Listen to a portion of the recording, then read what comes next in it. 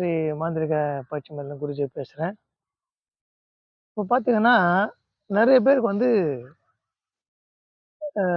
ஒரு டவுட் இருக்கும். அதாவது எப்படின்னா, யார் பேச்சாவது யாராவது கேட்குறாங்கன்னு வச்சுக்கங்களேன், என்ன சொல்லணும்னா பொதுவாவே, "அவன் ஏதோ மருந்து வச்சுட்டானாம்ப்பா, அவன் பேச்ச இவன் கேட்குறான்ப்பா, அவன் பின்னாடியே போறான்ப்பா, அவன் எது சொன்னா செய்றான்ப்பான்னு" சொல்லுவாங்க. எல்லாரும் கேள்விப்பட்டது தான் இது. ஆனா, அந்த மாரி ஒரு விஷயம் வந்து உங்களுக்கு தெரிஞ்சவங்களுக்கோ, உங்களுக்கு வேண்டப்பட்டவங்களுக்கோ நடந்திருக்கு. உண்மையிலேயே வசிய மருந்து இந்த ஆளு இந்த நபருக்கு வச்சிருக்காங்க அப்டின்னா, அது வந்து எப்படி கண்டறியறது? அது முறிவு எப்படி? அது எப்படி வந்து வெளிய கொண்டு வரது வயித்துல இருக்கிற மருந்து? அன்னு பார்க்கும்போது, பேய் மிரட்டி சொல்ட்டு ஒரு மூலிகை உண்டு. அது வந்து ஒரு 3 அடிக்கு செடி வளரும். அதுல வந்து மஞ்ச கலர்ல பூக்கும். பூ வரும். அதுல வந்து ஒ ஒரு விரல் சைஸ்ல வந்து காய் வரும். அந்த காய் வந்து காத்துல அடிச்சதுன்னா கிளு கிளு கிளுன்னு சவுண்ட் வரும். கிலுகிலுப்புன்னுவாங்க. அதாவது இரவு நேரத்துல காத்து அடிச்சதுன்னா, அதுல ஒரு இதுவான சவுண்ட் வருது பாருங்க கிலுகிலுப்பான்ட்டு. அதுதான் வந்து பேய்கள் வருது, பேய் வந்து விரட்டுது, பேய் நடமாடுது ஒரு சொல்லுவாங்க. அதனால தான் பேய் மிரட்டி அந்த மூலிகைக்கு அந்த பேர் உண்டு. அதோட இலைய வந்து எடுத்துட்டு, நல்லா கசங்கி, அந்த சாறு வந்து யாருக்கு இடு மருந்து, வசிய மருந்து குடுத்துருக்காங்க உங்களுக்கு டவுட் இருக்கோ, அவங்க உள்ளங்கையில ஊத்துனீங்கன்னா, அந்த உள்ளங்கையில வந்து அப்படியே வந்து கட்டிக்கின்னு, அப்படியே வெடிப்பு மாரி குடுக்கும் அந்த இடம். அப்படியே காய்ஞ்சு போன மாரி ஆயிடும் கொஞ்ச நேரத்திலேயே. வெடிப்பு குடுக்கும். அப்போ கண்டிப்பா வந்து அவங்களுக்கு அந்த அந்த பாதிப்பு இருக்குன்னு அர்த்தம்.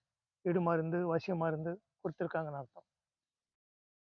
அப்ப இது என்ன பண்ணணும்? அப்படின்னு சொல்லும்போது, ஒரு மாந்திரீக வித்தை தெரிஞ்சவங்க இருந்தாங்கன்னா, அந்த மூலிகை எடுத்து, அத வந்து கஷாயமா காய்ச்சி குடுத்தாங்கன்னா, அது குடிக்கும்போது அந்த ஒரு டம்ளர் சின்ன டம்ளர் குடிக்கும்போது, அது வந்து பேதிக்கையா வெளிய வந்துரும்.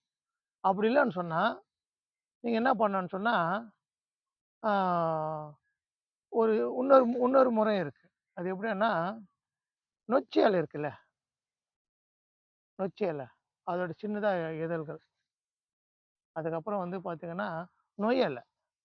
நொய் இலை வந்து ஆ ஒரு 3 இலை, அதுல வந்து ஒரு 2 ஆ காய். இது இவ்வளோ சைஸ்ல வரும் அந்த காய்.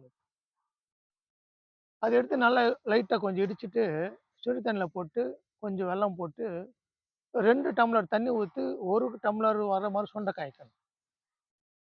காய்ச்சிட்டு, யாருக்கு வந்து இடுமருது இருக்கோ, அவங்களுக்கு குடுத்தோம்ன்னா, அவங்க வயித்துல இருக்க இடுமருந்து இருவிடாயி, அது வந்து கக்கூசில உட்காரும்போது அது வெளிய வந்துரும். அது நீங்க வந்து அது வெளிய வந்தா அது தெரியும். அது கிளியரா வந்து கருப்பா, கொட்டையா, அது எப்படின்னா கிருஷ்ணார் வந்து தண்ணிக்குள்ள ஊத்துனா என்ன கலர்ஸ் வரும்? அந்த மாரியெல்லாம் இருக்கும் அந்த இடத்துல. அதான் இடுமருந்து வந்து வலிச்சுன்னு, வயித்துல இருக்க இடுமருந்து வலிச்சுன்னு வெளிய கக்கூசில வந்துரும். சூப்பர் முறை இது. எந்த பாதிப்பும் இல்ல இதுல. செஞ்சு பாருங்க. யாருக்கெல்லாம் வந்து வசியம் ஆயிருக்காங்க, வசியம் பண்ணிட்டாங்கன்னு பயம் இருக்கோ, யாருக்கெல்லாம் வந்து அ வயித்துல மருந்து வச்சுட்டாங்கன்னு சொல்லிட்டு உங்களுக்கு பயம் இருக்கோ, நீங்கலாம் இந்த முறை செஞ்சுக்கிட்டு பலனடைங்க. கை கண்டது ரொம்ப நல்லா இருக்கும். உங்களுக்கு அதுக்கப்புறம் வந்து எந்த ஒரு பாதிப்பும் இருக்காது. அதுக்கப்புறம் நீங்க வந்து எங்கோ வெளிய போகும்போதோ, யாரோ சந்தேகப்படுற நபரால நம்ம அவங்க கையில வாங்கி சாப்பிடும்போதோ, இவங்க மருந்து வச்சுட்டாங்களோ ஒரு பயம் இருந்துச்சு. இல்லன்னா டீல கலந்து குடுத்துட்டாங்களோ ஒரு பயம் இருந்துச்சுன்னா உங்களுக்கு, நீங்க என்ன பண்ணணும்னா, ஒரு 2 புளியங்கொட்டை, அந்த இது வந்து புளி நல்லா நீங்க சாப்பிட்டீங்கன்னு சொன்னா, அதுவும் வந்து உங்களுக்கு இருகுடாயிடும். அதனால எந்த பிரச்சனையும் இருக்காது. நீங்க நல்லா இருக்க வேண்டிக்கிறேன். ஓம் நம சிவாய. ஓம் நம சிவாய.